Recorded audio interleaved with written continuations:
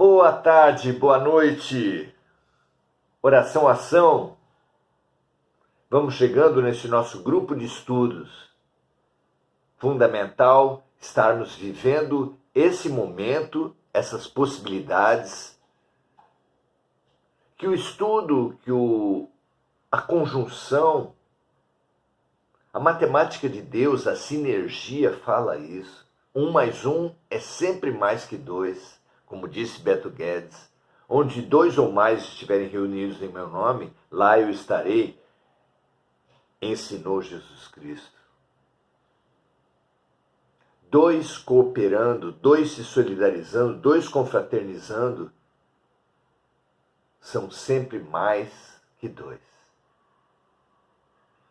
Por isso, por me sentir mais que eu mesmo, nesses momentos de comunhão entre nós, que eu me congratulo com cada um de vocês. É uma alegria estarmos decidindo passar esse momento juntos.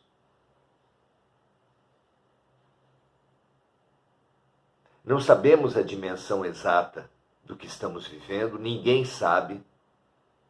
Os historiadores falam que precisamos pelo menos de 50 anos para bem avaliar um momento histórico, mas temos essa sensação,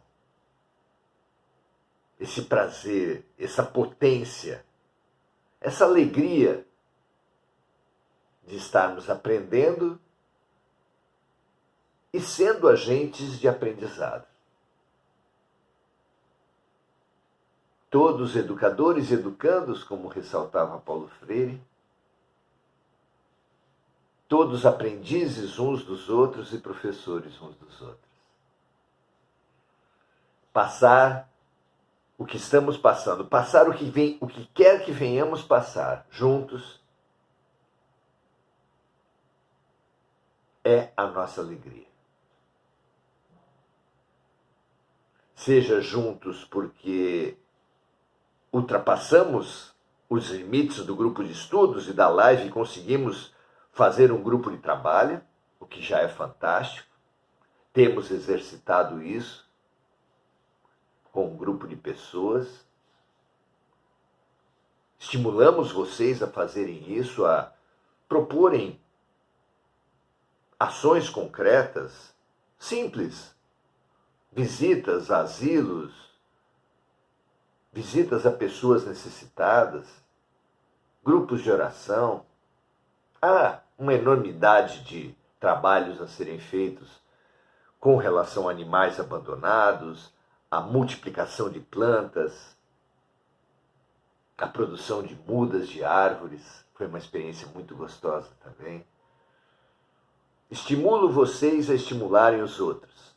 Como somos estimulados pelos amigos, eles mesmos estimulados, e nós todos também, por Jesus. Pratiquemos a prática do bem que nos for possível, sem cobranças, sem expectativas. A prática do bem é estimulante.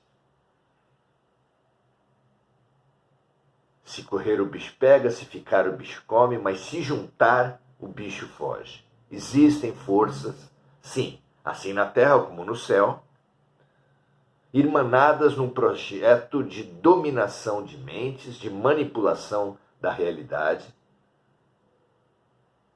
que alguns chamam de governo oculto, que outros chamam de legião.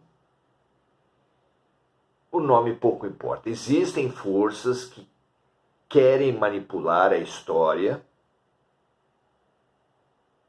Na Terra, alguns chamados de Illuminati. Os nomes também variam demais. E realmente não importa. Importa saber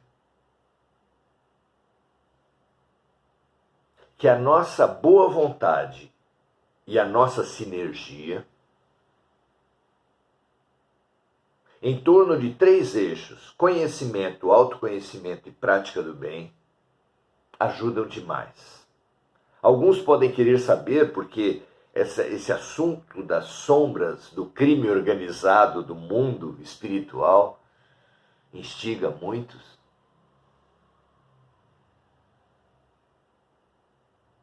Alguns querem saber, e com muita lógica, se nós sabemos que a Terra está fazendo uma transição, se nós sabemos que a Terra vai se transformar num mundo de regeneração, será que as sombras não sabem?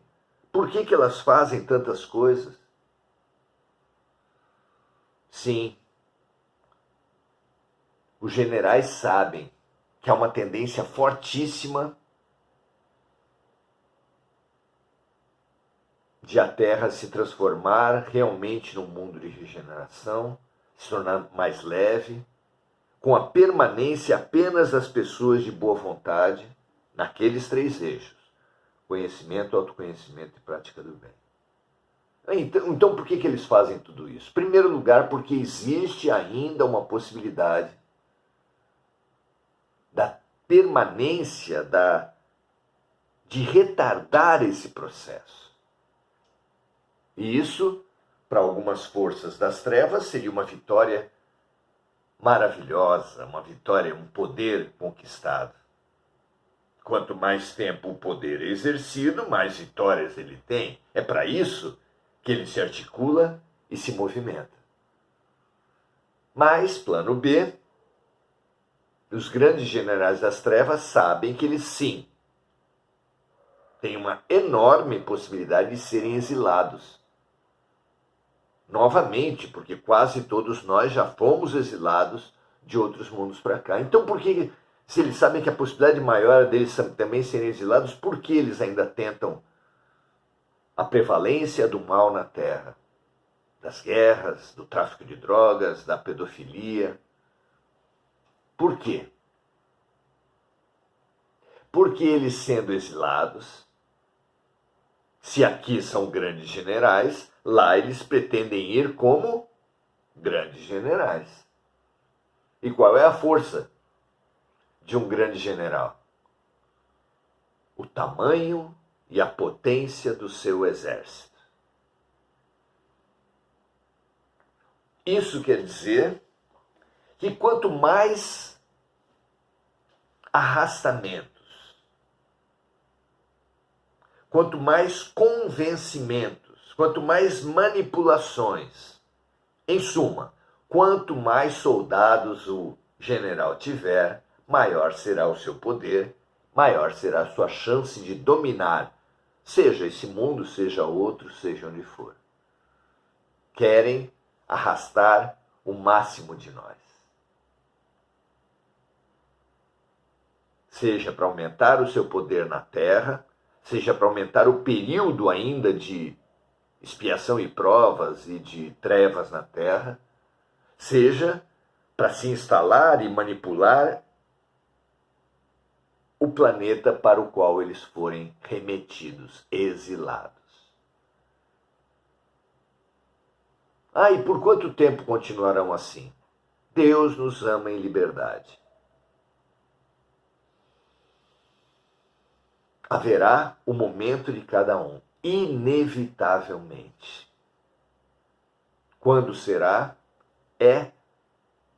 Só Deus sabe, e depende essencialmente do cansaço, do esgotamento desse projeto de vida, desse projeto de morte, que é o das sombras. Chega um momento em que a solidão devora qualquer pessoa. Chega um momento em que uma mãe de outras vidas, uma esposa, um marido, um filho, que por muito tempo tentam inspirar, estimular, resgatar o seu amor, entrevado, paralisado nas trevas. E a saudade, a ânsia do amor, que dirige na profundidade todos os seres, não escapa um. Essa é a grande força da luz. Todas as criaturas do universo anseiam por amor. E esse anseio por amor, mais cedo ou mais tarde, inevitavelmente,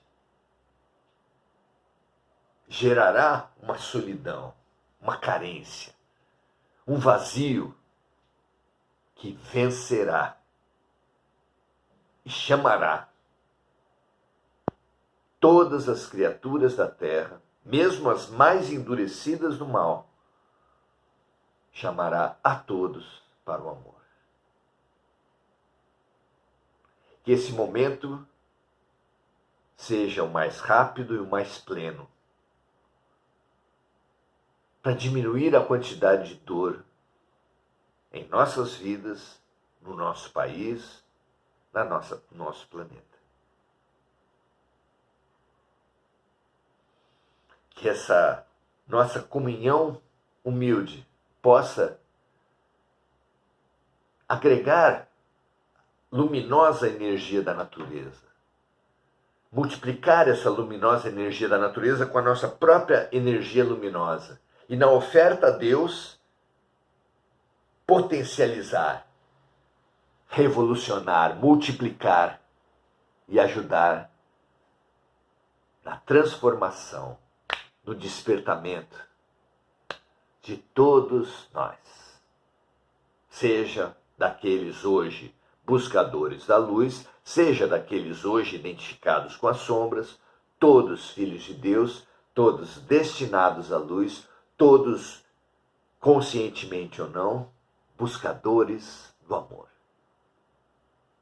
Muito bom estarmos juntos, muito feliz por estarmos aqui, renovando a nossa fé no amor, porque Deus é amor e a fé em Deus é fé no amor. Hoje tocaremos num assunto que muitas pessoas, quando têm um contato, muitas pessoas intelectualizadas, quando têm um contato superficial com a realidade dos espíritos, faz questionamentos reiterados no mesmo sentido. Por que não me dá o número da loteria? Por que não os espíritos não trazem a cura do câncer? Por que os espíritos não acabam com as guerras? E assim por diante. É difícil compreender, em primeiro lugar, que ninguém na Terra passa por uma injustiça, ninguém passa pelo mal real. O mal que hoje nós supomos existir é apenas o bem que nós ainda não conseguimos discernir. Como uma criança que, quando seu pai, sua mãe, sua avó leva para vacinar e para tomar uma picada, eles podem se revoltar achando que aquilo é o mal.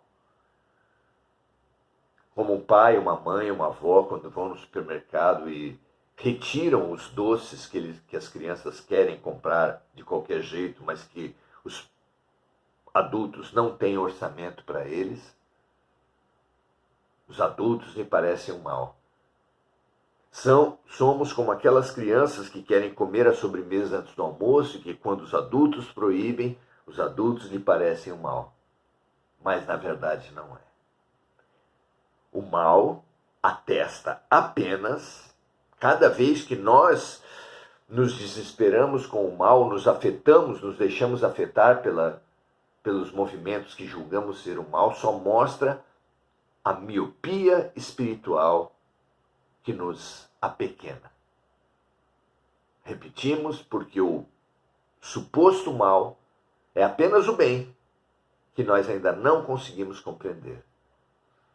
Não conseguimos entender o que Deus estava querendo dizer com as situações que nos trouxeram e supomos que sejam adversidades, contrariedades, quando na verdade nada em profundidade nos é adverso, nada em profundidade nos é contrário.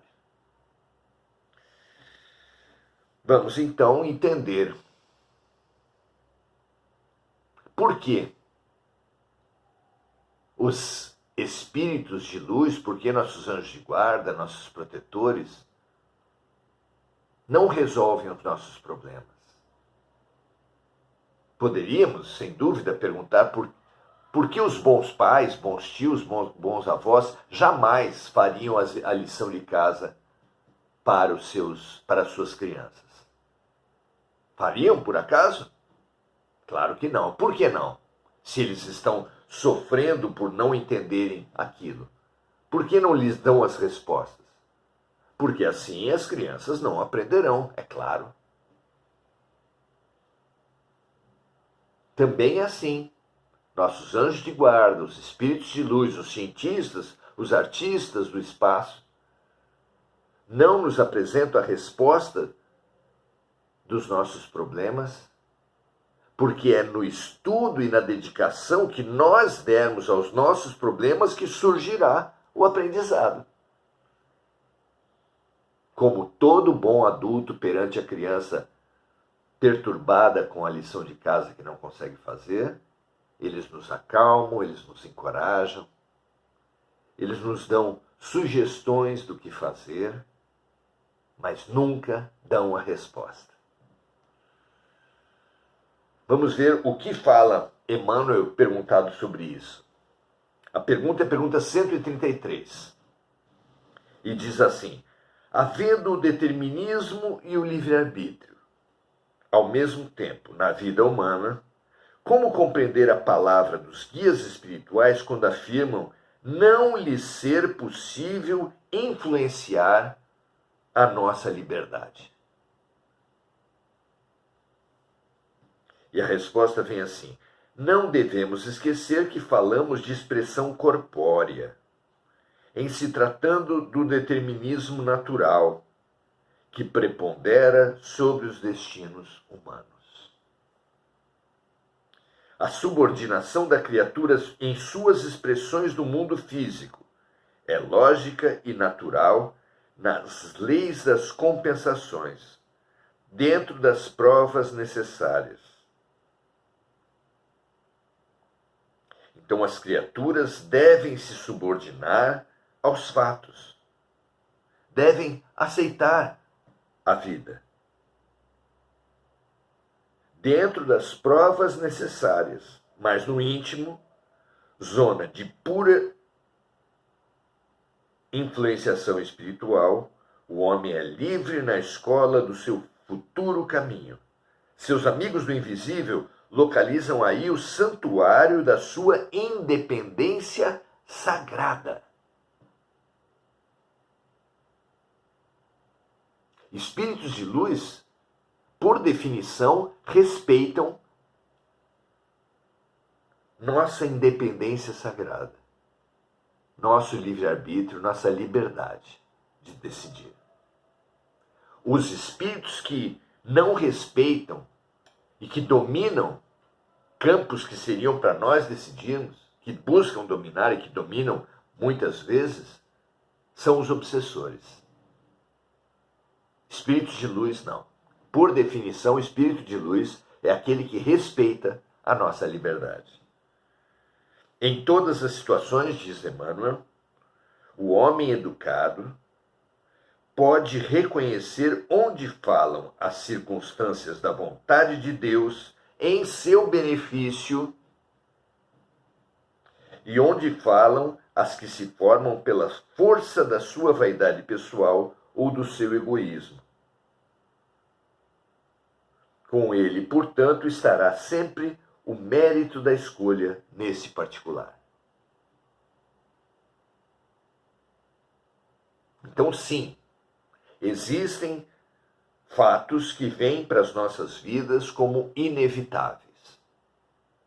Mesmo esses sempre apresentarão uma margem de decisão nossa, principalmente ligada em como enfrentaremos, como lidaremos com os fatos inevitáveis. 10 pessoas passam pela mesma situação, com 10 atitudes diferentes, tendo necessariamente proveitos muito diferentes. Quando enfrentarmos qualquer situação, busquemos com confiança na justiça e na bondade perfeitas de tudo, que não cai realmente uma folha de uma árvore que não seja pela vontade de Deus. Mas com essa confiança, não uma fé paralisante, não uma fé acomodatícia, mas uma fé que é base para fazermos o que podemos fazer, buscando a amenização, a melhoria para nós e para os outros, e buscando também o aprendizado e a cura. Porque estamos numa escola perfeita, estamos num hospital perfeito, onde os remédios mesmo amargos, as lições mesmo difíceis, são as mais adequadas para o nosso momento e para as nossas necessidades. A atitude de enfrentamento da vida, de vivência da vida, de qualquer situação, de qualquer desafio, de qualquer relação difícil, precisará sempre ter mesclas de aceitação sem paralisia e de ação sem desespero. Hajamos, façamos o que pudermos, mas em equilíbrio. E ao mesmo tempo, aceitemos, porque aquele equilíbrio vai ser fruto dessa aceitação. Estejamos preparados para, tendo feito o que podíamos fazer, quando a situação se impuser, só nos resta aceitar, vivenciar, refletir e aprender.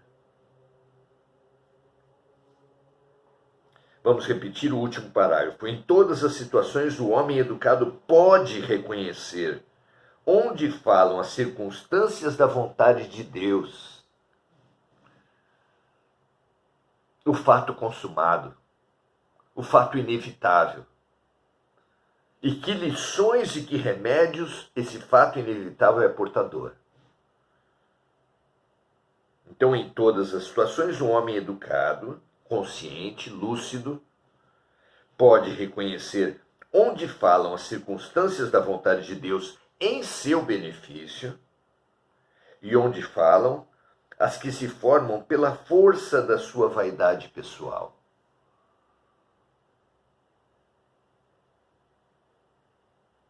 O ego, o orgulho.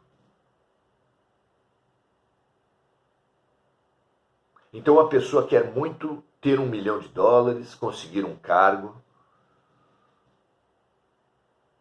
ter uma posição social. E isso em si não é problema algum. Mas assim como um candidato a vereador, ao pedir votos, deve se comprometer, deve deixar claro para si e para os outros o que ele quer fazer com o poder que lhe for concedido, aquele que almejar o poder do dinheiro, da fama, da celebridade, do influenciador, o que quer que seja, qualquer forma de poder, político, religioso, econômico. O poder precisa ser claro que ele é uma ferramenta. E aquele que quer o poder deve ambicionar esse poder para colocar a serviço de um projeto, a serviço de uma situação, a serviço de uma coletividade. Ou seja, poder para quê? Quando isso estiver bem claro na sua mente, tenha certeza de que os fatos à nossa volta vão se encaixar. Pode ser que não ganhemos na loteria, pode ser que não encontremos uma mala com milhões, mas a sincronicidade, o universo vai conspirar, se você preferir assim.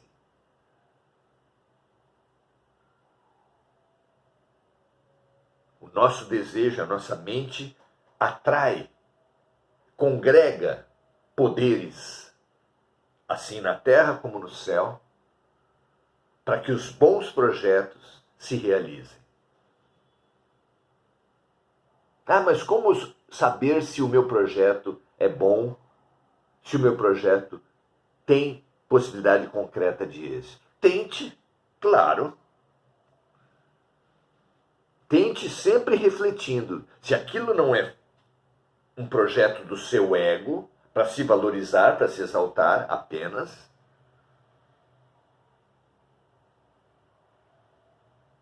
se ele vem em real benefício de uma coletividade. Avalie-se sempre, examine-se sempre, mas coloque o seu projeto na rua, a caminho. Dê uma chance.